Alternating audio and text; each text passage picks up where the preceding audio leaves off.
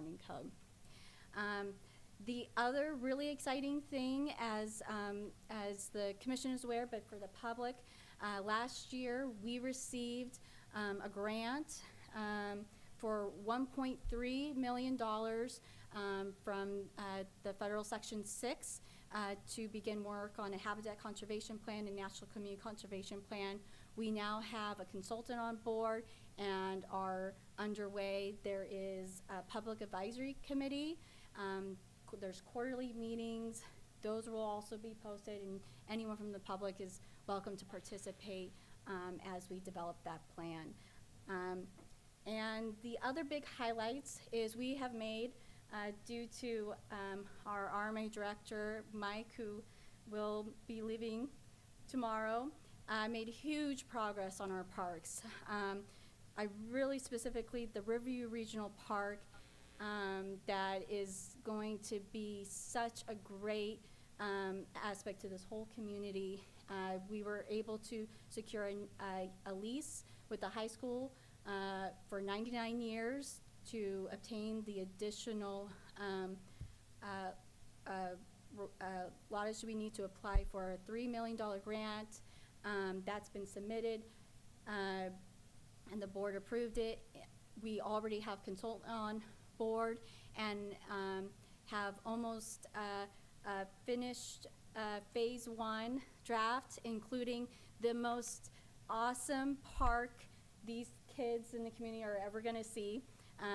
I will sneak peek that it is going to be a Martian themed ag, and so it's really cool, and there are so many features. It is going to be ADA accessible. The park is going to have a lot of different components to it, trails, and just it's a really great thing for the community, and so I'm really excited. In addition, we're underway on Sunnyside Park. That has a little bit longer path. It has to go through CSA, but that is also underway, and so will be a benefit to the Sunnyside, the Bennett, and Riverview. So those were our main accomplishments last year. So the next step really is we're just requesting that you accept the 2021 General Plan Annual Progress Report and recommend presenting to the Board of Supervisors for approval. After we bring it to the board and they accept the report, we then submit it to Office of Planning and Research and California Department of Housing and Community Development.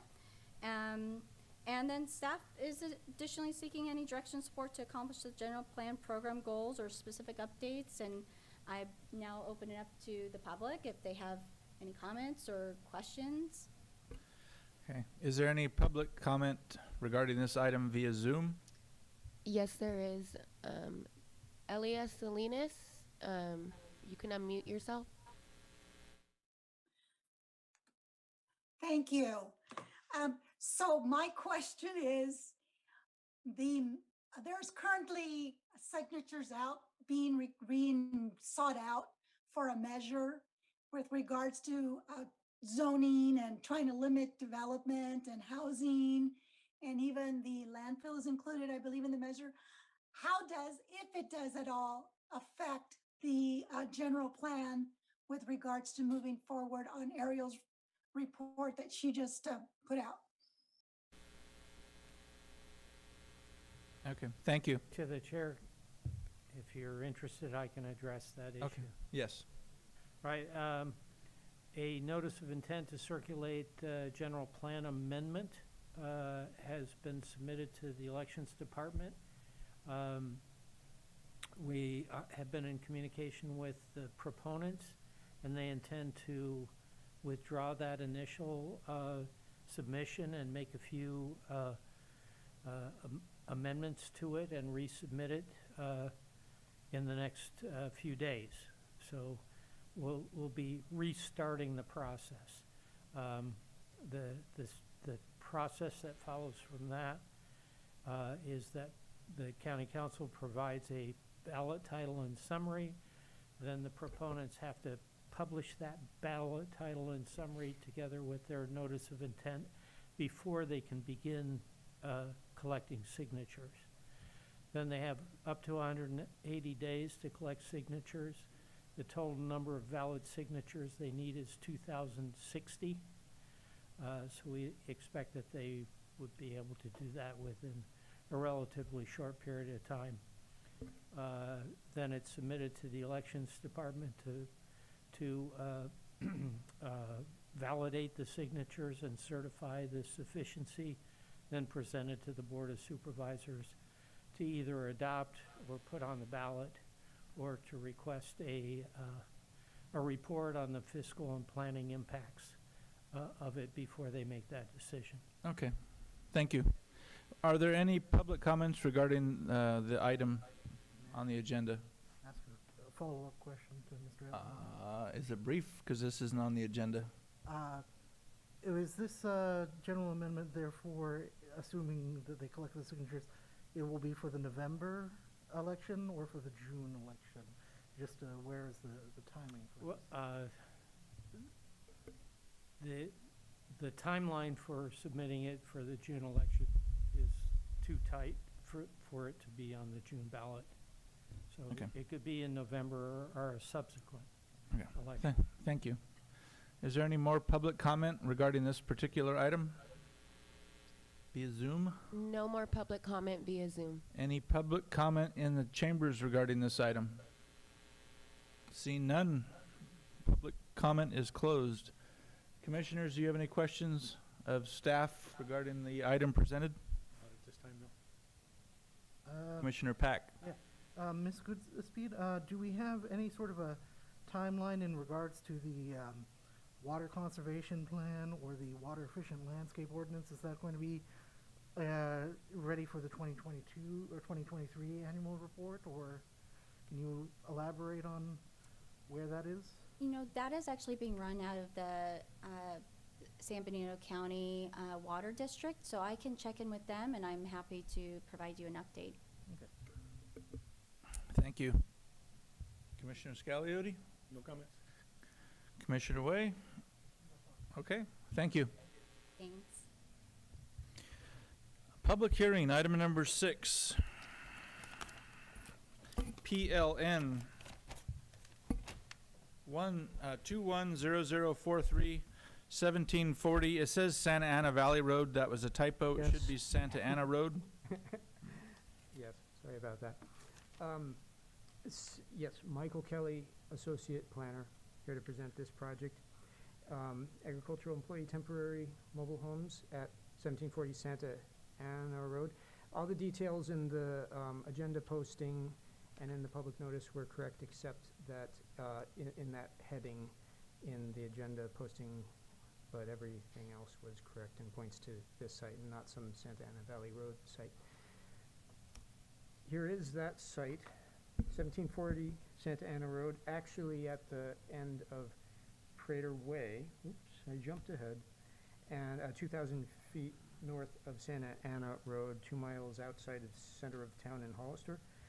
7.124 acre property.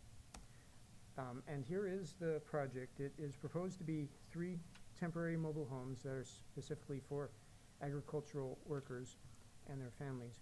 This is a type of housing that is allowed in our county code. There's another state type that this is not, in case there's any confusion, but this is something that's allowed by county code for employees of the property owner, which this is proposed to be and is documented in the application materials. This is a type that is allowed for a 3-year term. The units are to be there for 3-year term, and it may be renewed twice to allow 9 years maximum, and at the end of that time, the units are to be removed. These are just under 1,800 square feet, 3 bedrooms and 2 baths, each of these. They'd also be accompanied by 3 detention ponds together, and each would have a septic system and would use the existing water connection from Sunny Slope County Water District. Here is the site, and on the site you see right now you see Prater Way leading here, and then it turns right with the drive leading to the existing house and accessory buildings. This image was before it was all planted to the degree that it is right now. This is how the site would look with the 3 mobile homes here, septic system over here, leach fields, ponds, and about 3/4 of this site available for agriculture into the future. This is a closer view of that site with the 3 mobile homes and the other elements that I mentioned. Also, I'll point out the house and the accessory structures over here. A view of the site where the mobile homes would be. You see it's planted right now, but that would need to be moved. There is more available land over to the west, but mobile homes would be here, detention ponds would be here, roughly in the location over here, but as I said, there is more land available for the planting to the west. There was concern when the public notice went out about the current use of the accessory buildings. There was observation, it was said, of unpermitted dwelling there. And we'll just look at the accessory buildings. Here you have one of them with an office over here that is just simply a room with an office in it, and agricultural equipment over here, baskets that I think had onions in them at the time, and other agricultural equipment there. Another accessory structure, kind of like a Quonset hut over here, with vehicles inside and also an employee break area. Another view of the what's growing on the site, tilled land in the foreground, some crops in the distance, and then Prater Way farther in the distance. Here is Prater Way, and some concern came up in public in response to public notice about the quality of Prater Way, and here you see Prater Way, which is a private gravel drive used by several properties right now. And the project is, of course, as I said, for temporary dwellings. If anything were to be required of this project for the road, it would have to be in proportion to what's being proposed, including the temporary nature of this. So what you'll see in the conditions is that the road be passable, at least for fire code standards. Beyond that, however, well, this is employee housing, so what it would not have is the employees would be there, so home to work to home transportation would not be used or taking place here. People would come and go, of course, but that part of the transportation would not be taking place. With each of these projects, of course, we need to look at how much environmental review we need to do under the California Environmental Quality Act. And in this case, we can see that's a small enough project that it is exempt for being a small project, being a temporary project. It is permissible in the zoning district through this use permit. There are examples in the exemption that are more change, like store, office, motel. This is smaller than that, so this is exempt. There are conditions of approval in the draft resolution that would keep environmental impacts less than significant, complement the agricultural land use that's there, allow long-term agriculture to continue on the site, and as I mentioned, potential for reduced worker transportation. This has to be compared also to general plan policies, and the resolution talks about a number of policies, but these are the two main groups of policies that address a couple of themes. One of them is to pay attention to the needs of underserved populations, special needs populations, especially with regard to how housing is available and affordable to those groups. And farm worker employees, farm workers are a special needs group that are mentioned in the general plan. I would say that I don't believe the general plan imagines that the farm workers would be living apart from family, so by logical extension, this would be farm worker headed households also as a special needs group. Another theme is just the theme of supporting agriculture, and this is, of course, agricultural workforce, housing, and this is a service to agriculture and benefiting the operations and the viability of the agriculture. The, let's see, did I skip a, there. It is the residential rural land use designation, which is, it says it's for areas unviable for agriculture. But the way it's written in the plan, it's mainly more about, it's not so much about land use conflict, it's more about just the areas where it's less likely to be viable for agriculture. But it's mapped across a lot of areas that can be used for agriculture, including this site. And so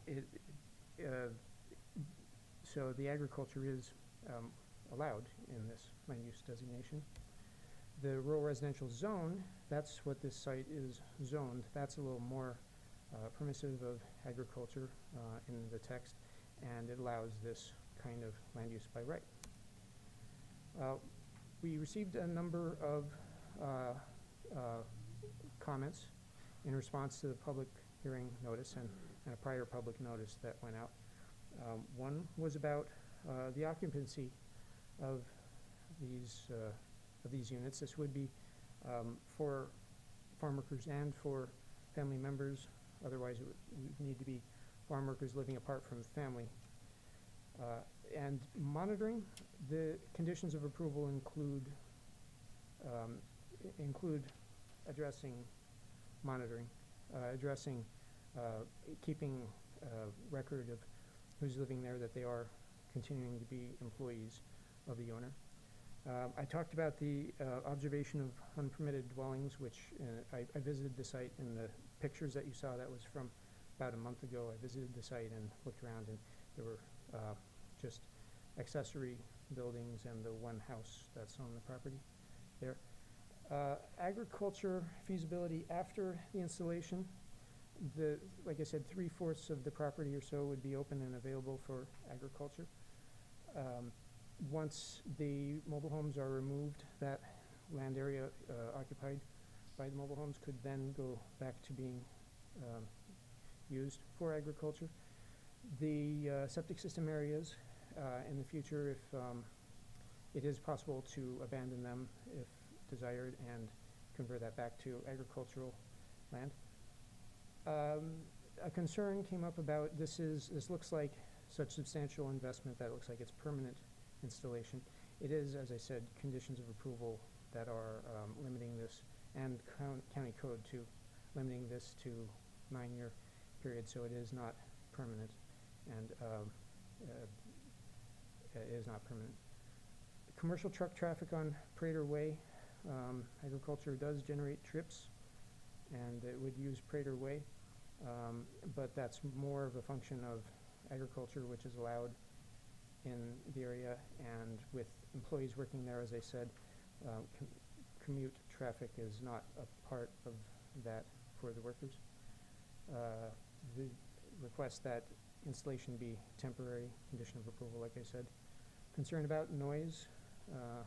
This would be residences like any residence, and noise is addressed in county code, limits on noise. There is code enforcement option available in case of excessive noise, like for any residence.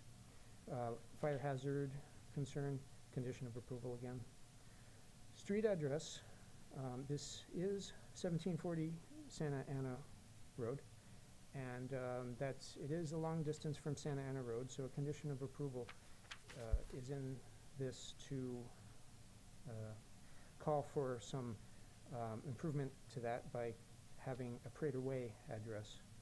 And in our records, I believe we have a historical Prater Way address available for this site, but I'm not sure of the status of that. But in any case, the address can be changed to something more reflective of the present geography there. I want to recommend a couple of additions, and I have placed a revision to the resolution compared with what was in the packet. A revision I placed on your desks. It is to acknowledge a few extra details with regard to septic system. I heard about concern about how the septic systems and the crops interact, and the standard is in effect right now. That is, I'd like to ask that it be put into the resolution that the crops stay at least 30 feet away from the septic tank and its leach lines. And while we're talking about setbacks from the septic tanks and leach lines, there is an established standard of keeping the home 5 feet from the septic tank and 10 feet from the leach field. I'd like to ask that that be in the conditions of approval also. And I will also note, now that I mentioned that I put something on your desk, I also put a comment letter from the applicant on your desk that speaks in support of the project and responds to points I made in the staff report generally favorably. So that's the project, and staff recommends that the Planning Commission review the staff report, hold a public hearing, hear proponents and opponents of the project, consider the resolution including the recommended additional conditions, and adopt that resolution subject to the findings and conditions of approval therein, including the recommended additional conditions to approve the temporary use permit. Thank you. Is the applicant have a representative, or is the applicant going to speak regarding this? Okay. Feel free. Sure. No, now is fine.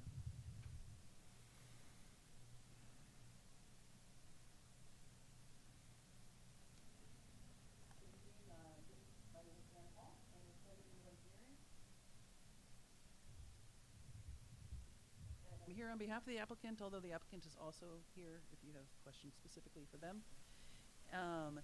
This project is, as Michael explained, agricultural housing to support the farm labor that is on the property as it exists. The county does have regulations, in terms of how long a temporary can be, where the septic was. The applicant has no opposition to those requirements. We have no opposition with the conditions. They've met that. They have no opposition with the notes Michael just added in regard to setbacks. I would like to point out a couple things.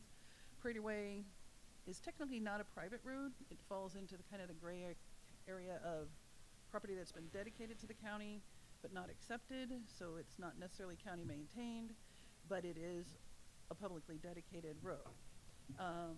The house at Prater Way, the house on this property actually has received mail at 411 Prater Way, but there's no opposition to the requirement to get addressing for the mobile homes on Prater Way. I know there are concerns on use of the road. The property is currently farmed, and there is currently farming traffic, which is allowed going up and down the road. Having workers living on the property would seem to be is not going to make that traffic worse. It's not necessarily going to make it better, but it's not necessarily going to make it worse. We don't see this as an increase by allowing the workers to live there. Right now, they would drive there to work and drive home.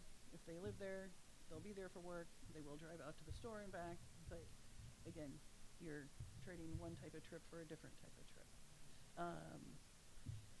Other than that, do you have questions for me or for the applicant about the project? Commissioners, do you have any questions? Commissioner Pack? Okay. So, what is the total acreage that is under cultivation by Villie's Organic Farm, and what is the total number of employees of your operation? The total number of employees is six employees, I apologize. And the acreage under farming is about 5 of the 7 acres. And they lease other locations, so. Total of 17 acres. Mhm. Is that it, Commissioner Pack? Commissioner Way? Yes, I've just discovered something that I at least need to disclose, and I might need to recuse myself. And so I need some advice from the chair and/or the council. My stepdaughter lives in Sunny Slope Village on Glarner Road. Looking at this on Google Maps, it appears to be rather close to that, although it is on the opposite side of Fairview. So I'm just wondering if anybody feels that that would affect my judgment on this. I don't personally think it would. In terms of the conflict of interest code, it's not within the relationship of it's not you or your immediate family, and it's not within a close enough proximity that it would have any effect on them. Okay, So I just want to make that would sure that not- I'm not stepping out of line by participating in the discussion. Thank you. Thank you. Commissioner Scagliotti? I have a question. Since I'm a fellow farmer, do I need to recuse myself? No. Okay, thank you. Is there any public comment in the chambers? I see a stack of cards. Yes, the first one is going to be Barbara Bezetta.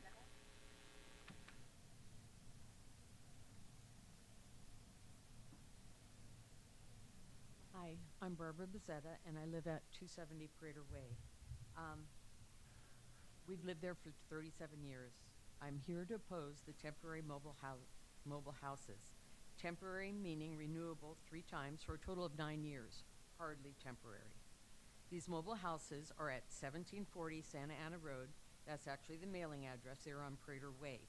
We've all tried to get Prater Way addresses, and the post office won't give it to us. We have to keep Santa Ana. So how you're going to get Prater Way, let me know, because we'd like Prater Way also. Prater Way is a gravel road, and with the rains, we have big divots. It's not even a 2-lane road. It was 1 lane. It has been widened in certain areas because every year we pay to put rock on this road, and it's been pushed out. It's not 2 lanes. So if you're going to have these trucks going in and out, and you're going to have 3 more houses with people going in and out, we're going to have more traffic. There is going to be more use. And who's going to pay for it? I'm not paying for it. I don't want it there in the first place. Excuse me, I'm not a real good public speaker, so I'm a little nervous. This parcel is at the end of the road, so all those trucks are going the whole length of the road. It's not just the beginning of the road, it's the whole length.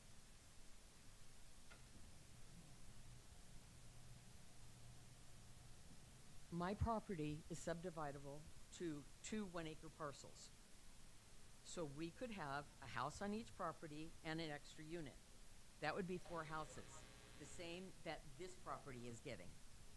My husband checked into it because we thought of doing that. We were told we can't do that unless we put improvements in the whole of Prater Way. But they want to do it for 9 years, and they don't have to do anything for the road. How is that equitable? When I am a property owner there, it's not equitable. So on paper, it looks good, but on paper, anything can be made to look good. So I'm asking, when you consider this vote, Please vote as if you lived on Prater Way. Thank you. Thank you. Next speaker card. Michael Amaral, you can approach the podium.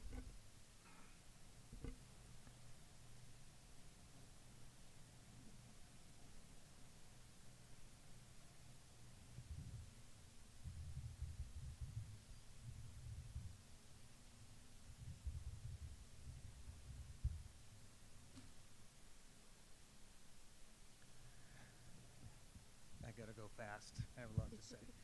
All right, Mike Amaral. I live on San Benito County. I live on Prater Way also. I live directly across the street from the Velezes, and so I see what you don't see, Mr. Kelly.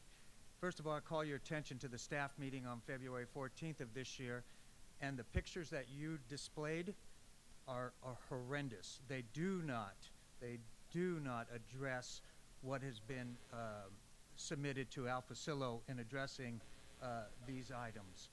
They don't adequately reflect. The barn pictures, they're facing away from the tack room that people live in. I see the lights on. I see the people go out at 6 in the morning with no cars coming in. I also, the barn or the travel trailer, there was no pictures of that where people are living in. Also see the mobile home that is placed, and so far, it's still in violation of 25.006. I don't know if it's been red tagged, I doubt it, or fined to this date. And that comes from our code enforcement. Also on the staff meeting of the same day, I want to bring your attention to this quote, and I quote, "The dwelling would allow employees to live at the same site as the majority of the agriculture work." Their agriculture work. First of all, the majority of their work is not on Prater Way. It's on 2 locations. The first location is on 1010 Union Road, a 24-acre parcel owned by Michael Hellerman. The Velez Organic Farms manages and farms the packing sheds on this property. The second location is in 8100 Fraser Lake Road, also known as Fraser Lake Farms, also leased by Michael Hellerman, owned by another lady, Miss Chu. This is a 64-acre farm, and it would be more advantageous to put the mobile homes on one or both of these properties, thus ensuring employee and family to live on the same site, where the majority of the work is.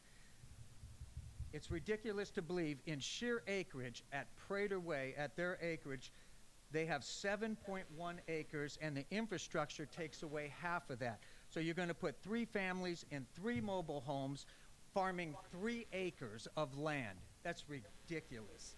The reality is just rent to be acquired on these mobile homes. And a side note, reduces stress on Prater Way. That's ridiculous if they live there. The wives have to go out, the children have to go to school, there is shopping to be done all day long. We're literally putting 3 new families on the road that are going to use it constantly. I gotta hurry. I'm not going to make it. So when proper infrastructure on our 1 lane, which is done by the GIS, it is a 1-lane road is accomplished, the Planning Commission can review this matter again. Okay, because thank right you, sir. now, it is a blatant misuse of the terms rural Mr. Amaral. residential, agriculture, and temporary. Thank I'm you. not finished. Yes, because sir. Everyone else got 6 minutes or longer. No, it's 3 minutes. It's timed. Thank you. We appreciate your input. No, you. Next speaker card. And there is a timer if you're not able to see it to the right.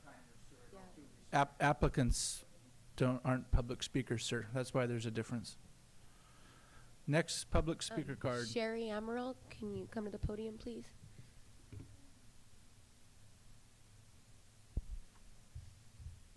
Hi, my name is Sherry Amaral. I live in San Benito County.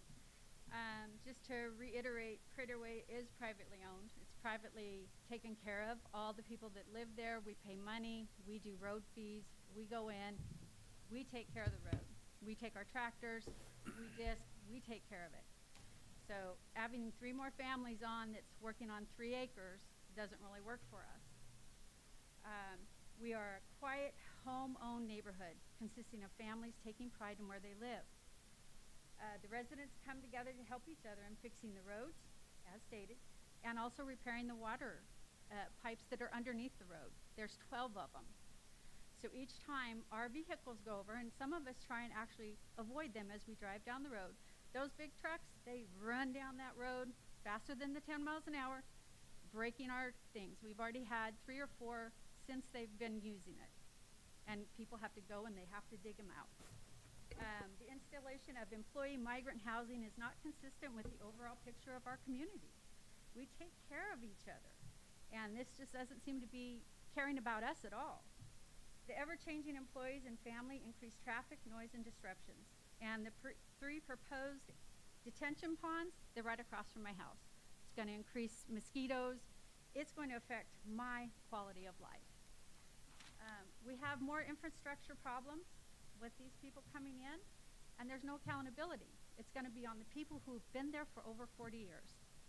And we really care about our community, and we care about the people on our road. So forget the word rural and just think residential. This is where we live. Please treat it as if it's where you might live. Of all the jobs, just saying, nobody's ever offered me a home. I've gone out and taken care of it. I've had to travel to and from. So this, oh, it's a farmer and they need to be with their family. It's a reality. You travel to work, you go home. It's not special. It's just life. As stated earlier, the majority of their work is not on Fraser Way. It's on other locations, agricultural production land. Please vote no and deny this temporary use permit. It's not temporary. Thank you. Next speaker card. Gary Frost, please approach the podium. Thank you. My name is Gary Frost. I live in San Benito County. I live at 1738 Prater Way, which is 1,000 feet from the proposed labor camp site. And I'm here tonight to express my opposition to the request of the proposed permit for 3 mobile homes. There are 14 different residents on this single lane road, with 12 of the residents signing a petition turned into the commission opposing the permit request. Now, we're not trying to deny anyone their rights, pro or con, to the issue at hand, but the majority of the people are opposed to it. As been stated, that there's 19 acres of farmable land, which logically tells you that the majority of the work is not on Prater Way. So if the proposed employers did live at Prater, they would be leaving to go to work somewhere else. I'd like to know logically how something like this can even get this far. In all due respect, I realize 5 families are going to put a burden of stress on the single lane road, but not only the families, it's the UPS, the garbage, the mail people, Amazon trucks, the farm vehicles, and the trucks going in and out carrying the produce. I don't understand why you would approve a labor camp in the middle of million-dollar homes. This is going to affect the value of our homes. There's no 2 ways about it. There will be extra services, extra use of the road. The existing utilities are waning as it is, and it will just become more problematic as time goes on. Again, we're not here to deny someone their rights, but everyone has rights. In closing, I would like to go on record as another resident who is opposed to this permit proposal. Thank you for your consideration and your service to the city. Thank you. Next speaker card. Okay. Everett, I'm sorry, I'm gonna. Okay. You can approach. Hi, Everett Grabiel, 1738 Santa Ana Road. I'm not really a stranger to development and stuff like that. I built a few homes in the county, so I'm not anti-development, you know, against projects. But my background is also in agriculture. I have a degree in agriculture from Cal Poly. I ranch on 160 acres. I also am part of a 160-acre production farm. Neither of these other 2 160-acre ranches have ever had more than 1 additional accessory dwelling for agricultural workers. To have 4 mobile homes on a 7-acre parcel isn't just unreasonable, it's ludicrous.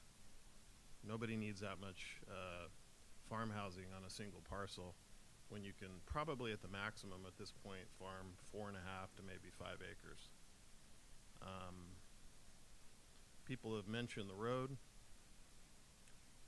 There are fragile water lines underneath the road, and the trucks and stuff going in and out have, in my opinion, broken additional water lines. I've had one recently myself. I think to approve this, I can't say it would degrade the community, but to pretend that you need, 4 mobile homes and maybe some people living in a travel trailer and maybe some people living in a barn, which I can't, I don't know if they are for sure or not. Maybe they are, maybe they're not, but that seems like 5 different living structures. And I've never seen more than one person work in that field. And I'm there all the time. I've lived on that road for 7 years. And they haven't been there that long, but I think maybe your dad or someone else goes out and helps once in a while. The other issue is she just said she farms 19 acres. Well, if she needs additional housing, probably move some of those other houses over to the other parcels for the other workers to work, because to me it sounds like she wants to put all of her workers on one 7-acre parcel so they can all live in one spot, or it's going to be a rental complex. I don't know which, but I've gone through the process on 2 minor subdivisions, and it's a lot of work, and that wouldn't result in paving the road to the proper width and everything, and that would be the way to go. So my recommendation, and you guys do this every day, I'm not you, I would say give them 1 unit, but to have 1 additional unit with the mobile home that's already there. But to have 4 or 5 units on 7 acres to farm 5 is just a no-go in my mind. Thank you. Are there any public comments via Zoom? Yes. Julie Tanner, you have been unmuted. Hi, can you hear me? Yes. Yes. Okay, yeah. Our property immediately abuts the property that we're talking about. It's 3160 Cary Way. What I've noticed over the last probably 1.5 years, 2 years, is an increase greatly in the amount of noise. And this goes to, I think more specifically when there's parties and things. They seem to be located in the area of the Quonset hut. And the parking for at least a couple of them have been on the fields right behind our fence. And, I love music, but it gets really loud. We've got a west to east wind blowing, and I don't have enough trees back there to really block or muffle it very much. So it is very loud, and it can go on. If it's a party, it'll go on after 10.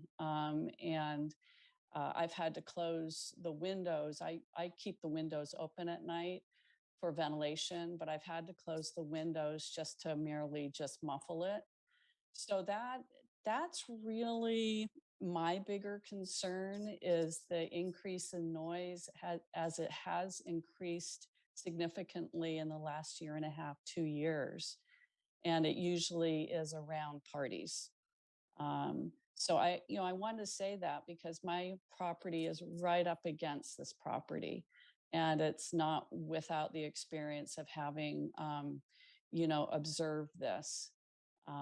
And so that's important to me, that it's not, so much that you can't enjoy, your own music or what have you. And that, more importantly than that, that it go on late in the night, to the point where it's really difficult to get to sleep.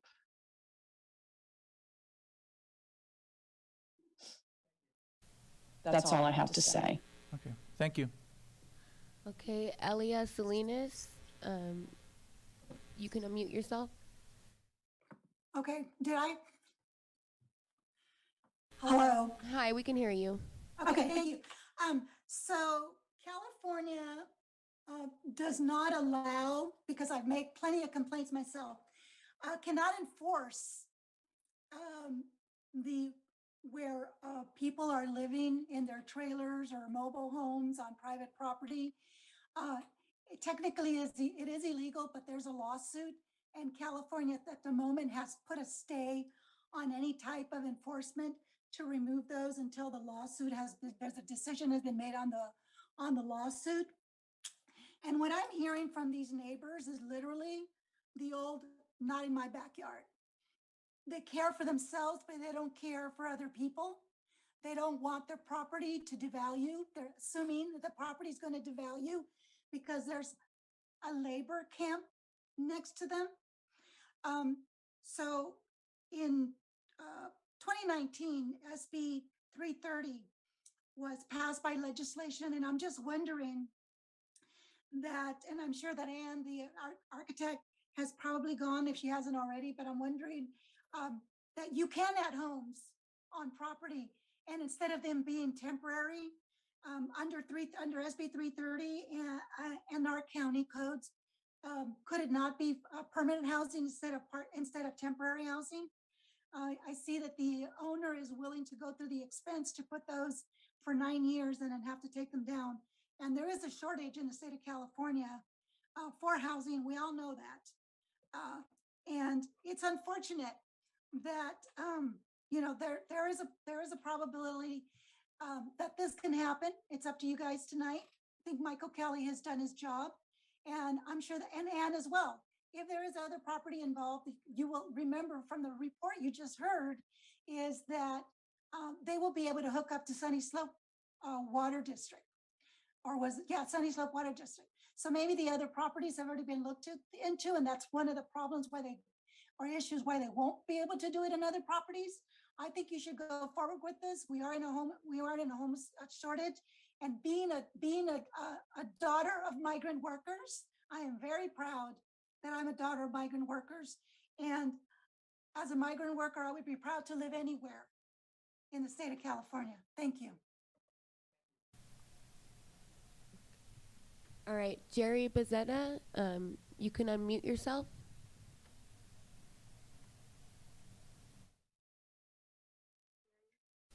Okay, thank you. Can you hear me? Yeah, we can hear you now. Okay, thank you very much. And thank you for this opportunity to speak. I'm sorry I was traveling on the road, so I pulled over coming back from San Jose. My name's Jerry Bezzetta. I've lived on Prater Way for 37 years. I'm against this temporary use permit as it's written, and for many reasons. I don't have any problem with agriculture. Bud Vanetti lived there for 30 years. He grew hay, he farmed it. Everything was wonderful. He never needed any other workers on his site other than him and friends and family. We have no other agriculture that's ever been on that road. But now with the current parcel owner buying it and trying to farm their stuff, that's okay. I don't have a problem with that. What I have a problem with is putting excess mobile homes on that property that are going to impact the road and impact our community. Their permit specifically states primarily on-site agricultural work. And as other speakers have said, I won't go in it, but you don't need 4 mobile homes on a site, 3-bedroom homes, and each 3-bedroom home could have a potential 3 families in it. You don't need 12 families there to do what the reduction in acreage is going to be by putting these things on the site. So for 2 or 3 acres of productive agricultural work, you don't need a potentially situation where you're going to have 15 families living in that area. Also, it says, so the permit in itself is false and is being misrepresented. Primarily on-site agricultural work. Look right at it. That's the verbiage. They're not having these homes for people who are going to work on site. They're having these homes for people who are going to work in their other acreage where they're leasing it. So this is all misleading and misstated, just as a staff report, with all due respect to the staff member, is incomplete and has facts that are misleading. It's not telling you as commissioners who are making this decision, as well as the planning commissioner, the absolute truth of this situation. The truth is it's an inappropriate and unjustifiable use. I can't subdivide my property and build 4 homes because I have to improve the whole road, but you would possibly approve 4 temporary housing that would be there for 9 years, and they don't have to touch the road. That's ridiculous. Yes, I agree with one of the other speakers. I would love for them to be approved with the 1 existing mobile home there and to add 1 more mobile home. That's super. That would take care of farm workers. That would take care of having them have people there to work their property at that location, as they've so stated, and that would be truth. That would not be misleading. There are people who are habitating in accessory buildings. Obviously, when you have somebody come out, you could change that while the person's.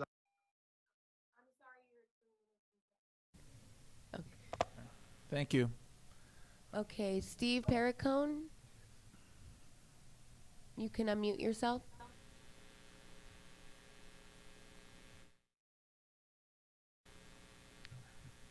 Steven?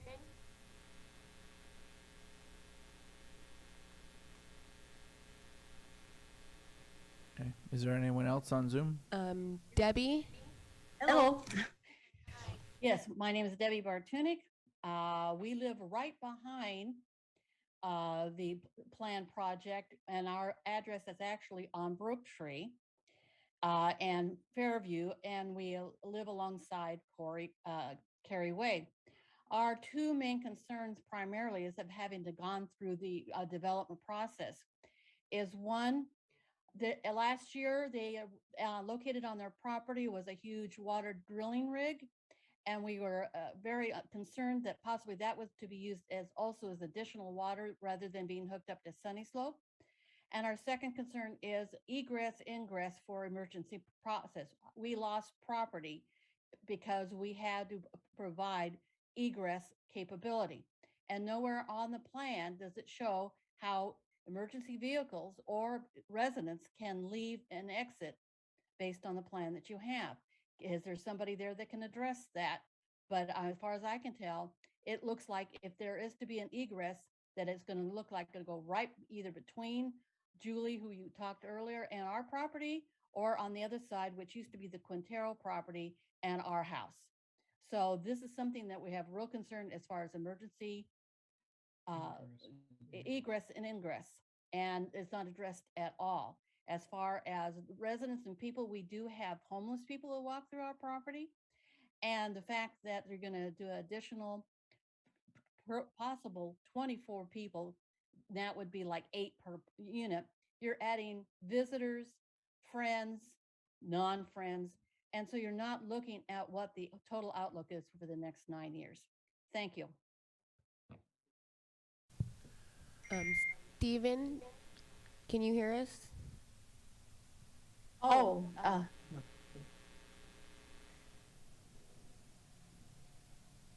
Okay, that's it via Zoom. Okay. And I see we received additional comment cards in the chambers. yeah, Anne, you can approach.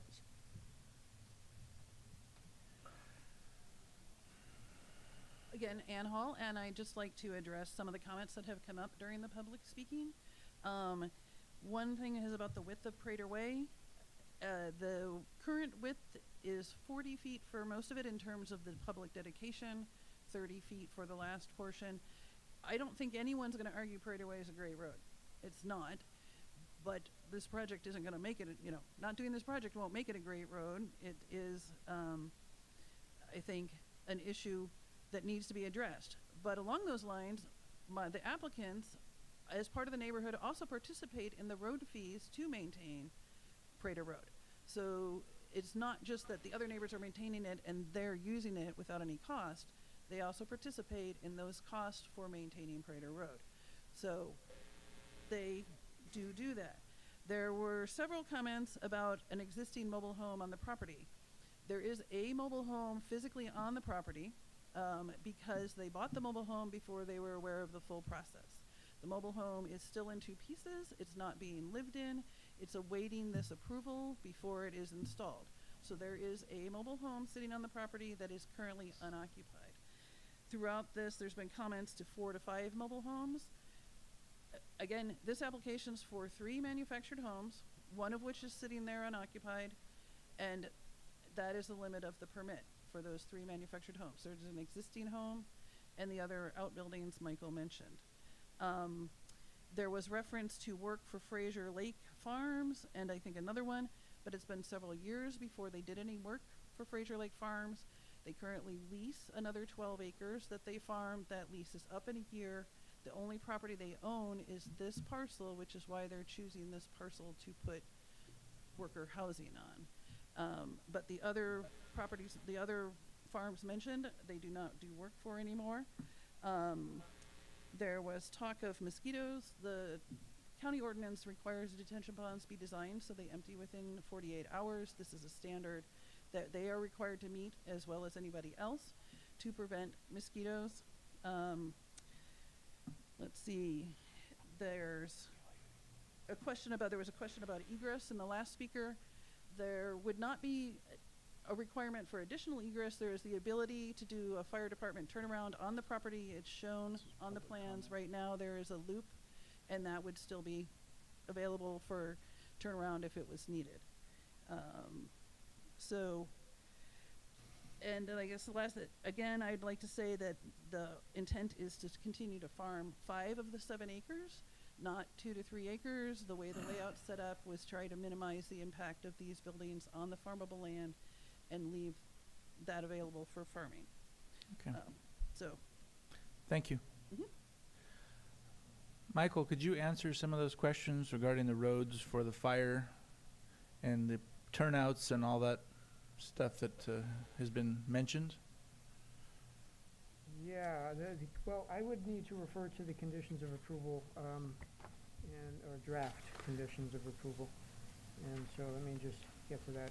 It is discussed in fire code and it's, well, basic expectation for establishing a residence. The condition talks about, well, shall meet fire code. See, fire sprinkler system needed for the dwelling, sufficient storage of water. Okay, all driveways shall provide a minimum 12-foot traffic lane and unobstructed vertical clearance of 15 feet along its entire length. And then it goes into long driveways exceeding 150 feet in length. It's a long condition with a lot of details, but where the driveway exceeds, if this perhaps is going to be classified as a driveway, as a private drive, where the driveway exceeds 800 feet, turnouts shall be provided to no more than 400 feet apart. And then the roadway surface shall provide unobstructed access to conventional drive vehicles, capable of, and then the surface is to support an HS-20 and alternate load. Number of common types of verbiage that I see in a lot of conditions of approval for coming from the fire department. And then there's a discussion of gates and keeping vegetation. Do the turnouts apply to this project? This comes from the fire department reviewing the specific project. Okay, so is the driveway in excess of 800 feet? That's what I don't understand. Well, if Prater Way is a private drive, and it's extends off the public road, and I believe it would have to be called such a driveway, 800 feet or longer. That's 2,000 feet actually. So there would need to be space available for vehicles to pass. Okay, and is that in the plans to have a turnout and a turnaround for a fire truck and all the safety measures? I'm trying to understand if this is exempt from compliance or... It would need to be shown in plans when it's time for a building permit to be submitted for the units. Okay, thank you. Are there any questions from the commissioners? Commissioner Scagliotti? Yes, I'd like to ask the applicant, how many acres at one time do you have under harvest?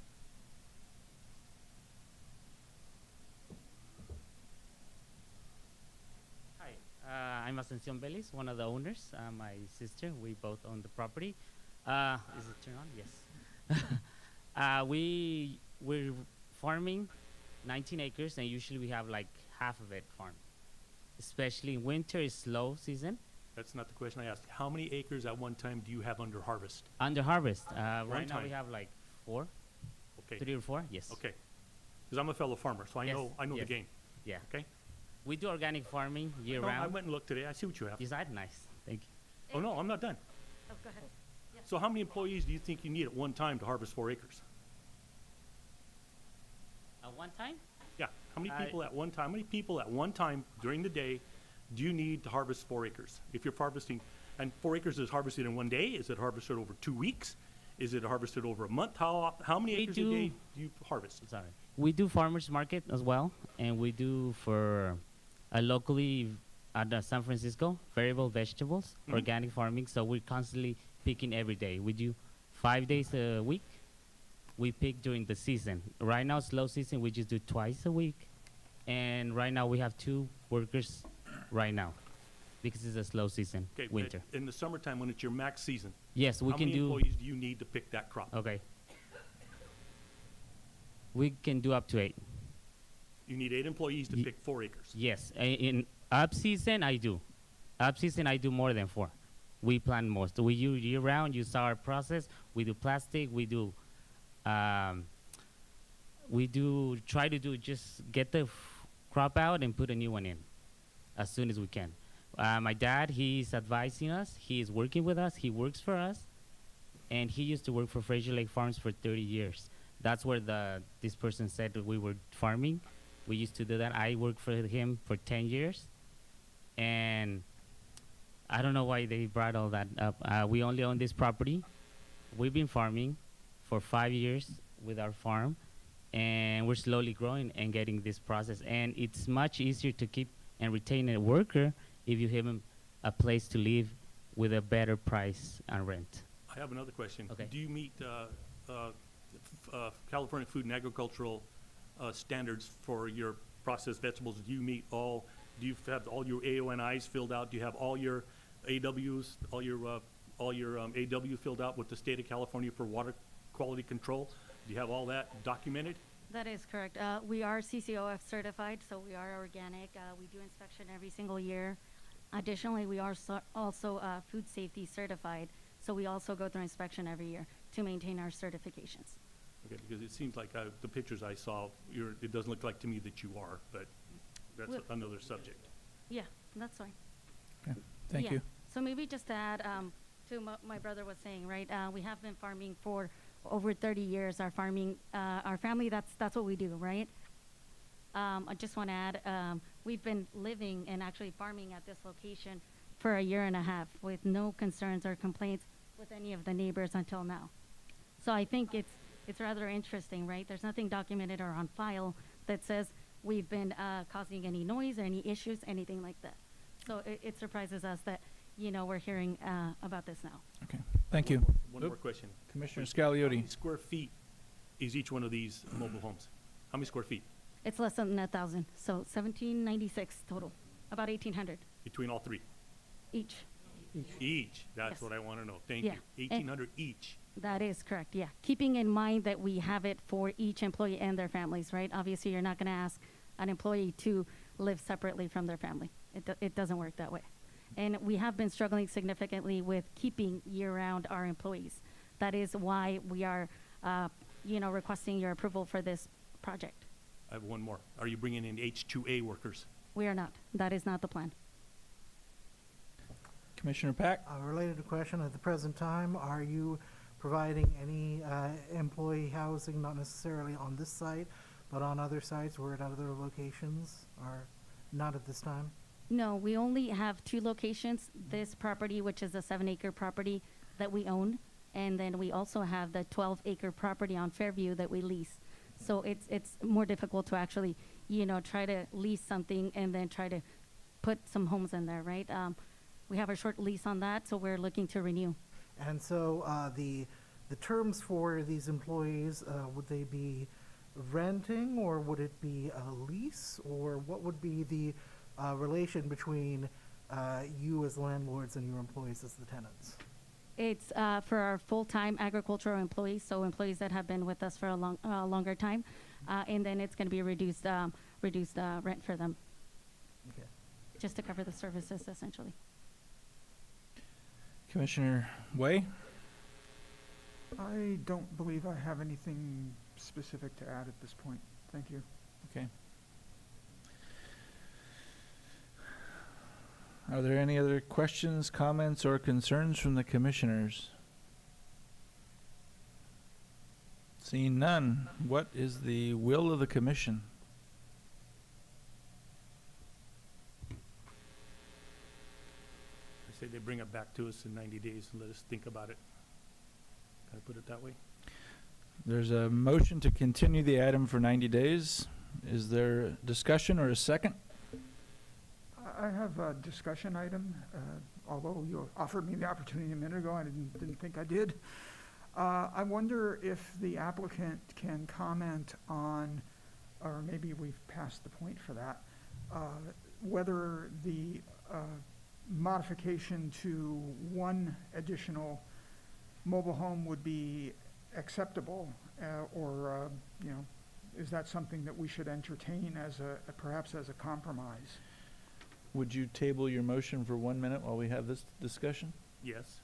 Okay. If the applicant or their representative could speak to that?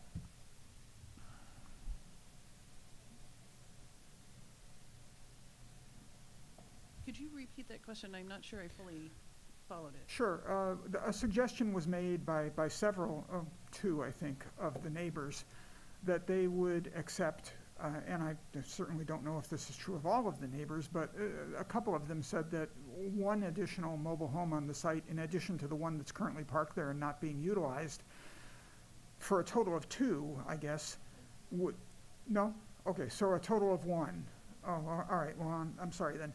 Then, maybe the answer is self-evident, but would you accept the possibility of just permitting that one existing mobile home as part of this, application, as opposed to the three that are currently being envisioned? No, the request is to have 3 manufactured homes. Okay. Okay, All right, thank you. Thank you. Commissioner Pack? I suppose I will offer a discussion, just a point for discussion. In light of what we have heard about both the environmental, the accessibility issues, the water infrastructural issues, and the sewage infrastructural issues, I would venture that this is perhaps a matter to better be addressed by a conventional, subdivision rather than a temporary housing. And so procedurally, I think there are a lot of issues that need to be addressed in terms of, the sheer infrastructural support for this lot. So I would just like to offer that comment at this time, that I do not feel that there is really a sufficient, in terms of the conditions, that there is a sufficient level of consideration towards the accessibility and towards the infrastructural support for these proposed properties. Is that some form of a motion to deny? I'm not understanding what. If we are considering the motion as it stands, with the conditions as it stands, I would be voting to deny this application. But I'm not necessarily saying that we bring that vote at this time. Well, it seems that if that is your motion, I believe there's a second. I'll second that. Okay, very well. So that seems to be at least 2 commissioners. So we have a motion and a second. All those that agree signify by saying aye. I think with the motion to deny. Deny. Yes, aye. Aye. Aye. Aye. Okay. Motion to deny is 4-0.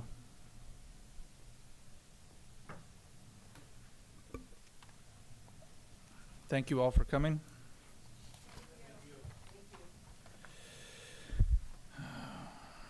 We have board announcements at the end, but usually that's commission announcements. Any commissioners have any announcements? Not at this time. Okay. We still have,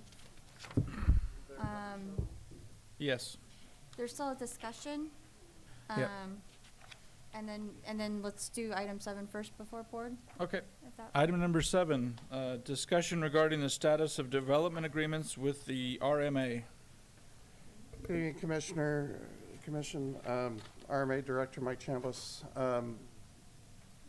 I'm going to speak to this item because this was one of my things that I was working on behind the scenes. Currently, we've been able to locate 41 deferred agreements that have happened since the year 2000. That's basically as far back as we can determine, and I've actually had people over in the halls of records digging around to try to find these things. Unfortunately, the record keeping in my department has been poor, to say the least. And as a result, there is no central repository of these items. And while many of them are recorded, I think once you get past 2000, they weren't recorded even. They were just put on a shelf somewhere. We are still searching for additional ones, but that's neither here nor there.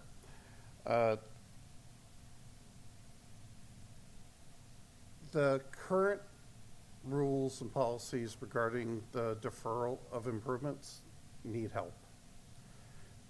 Currently, there are a group of people and a person who can defer the improvements. The county engineer can defer the improvements, or the commission can defer the improvements. What is deeply needed and missing are standards and reasons for deferring the improvements. Currently, there's no requirements at all. They can just be deferred. So, unfortunately, you know, I'm on my way out the door, as Robin alluded to earlier in the meeting. It's my recommendation that you focus on setting the policies that are needed to make sure that the deferment isn't abused. I have worked with staff. We do have some new procedures in place to try to actually create that central repository. And I have asked staff to create a layer on the county's GIS showing each deferred agreement. And these documents can actually be attached to that project on the GIS. That way, at least they're in one spot. So that's one thing we've worked on. That's about as far as I was able to get it. Well, thank you for starting the wheels in motion. And perhaps we can work on that process sometime this year. Okay, are there any questions or comments from the commissioners? I have one. How do you get it stopped completely? So where every nail is driven before they do anything. How do you get it stopped completely? Because I'm looking through this list, and they're here from 2008, and these guys have not finished completing these projects. So, how do you stop it completely? There are circumstances where it actually would make sense. For example, the Fairview paving project we did this year, that was on the books for 3 years. And if a house or a project with frontage on that came in, it would make sense to defer that until that project went through. All right. That's really the only circumstance that I see as that. Because I know projects that never did anything they were supposed to do. One recommendation I would have to ensure that it happens is to remove any other option for the deferment other than depositing cash, and then being responsible for the actual cost of the improvements whenever they happen. Bonds have an expiration date, which creates a lot more work for my staff to track that expiration date to make sure that the bond stays fresh. Bonds also can be written on, but, you know, be really not even worth the paper they're written on in reality. Another way to do this is actual work on the engineering staff levels. We have 2 engineers. That's all we got in the whole department. And San Benito County is a big place. And that department really needs 4 bodies. We have a plan in place, hopefully through the next budget process, to get 3 engineers. But when there's not enough staff to do the work, this is what happens. Well, it's really an impact to the public. I mean, the public has been denied the improvements that the laws actually require. And then the other thing that's been going on is that after their improvements been delayed for about 10 years, they petitioned the county to have it's stricken from the obligation. And I know of at least 3 that have come through in the year and a half that I've been here. So, I mean, it's bad. I guess we'll be working on that whenever staff can get to it, hopefully sooner rather than later. Okay, thank you. Are there any other questions, comments, concerns? Okay, thank you. And now it's time for the commissioner announcements. First, on behalf of the commission, I would like to thank you for your service, both of you. It's a little sad, but such is life. I wish you both well on your new adventures. Thank you. Commissioner Scagliotti, do you have any announcements? Or no? Commissioner Way? Commissioner Pack? Okay. If you just want to mention our meeting on the zoning code. Oh, yeah. See? Yeah. We did have a meeting, was it last week? Last Wednesday. Okay. And was it? Oh, Friday. It was Friday. Yeah. And we had a discussion regarding the comprehensive update to the zoning code, and Ms. Goodspeed was there, and Commissioner Scagliotti and myself, and some of the representatives from the firm that is doing the update. And we asked a few questions, received a few answers, and I look forward to March 2nd and 3rd for the public input. There's 2 workshops and the Planning Commission, special Planning Commission meeting. What night Thank is you. that? March 2nd and 3rd, Wednesday and Thursday, I believe. Yes. Yes, Wednesday and Thursday. Fantastic. Anything else? Anything else? No? Is there a motion to adjourn this meeting? I so move. Is there a second? I second. Okay, we have a motion and a second. All those in favor signify by saying aye. Aye. Aye. Motion carries 4-0. Thank you. The meeting is adjourned at 7:29.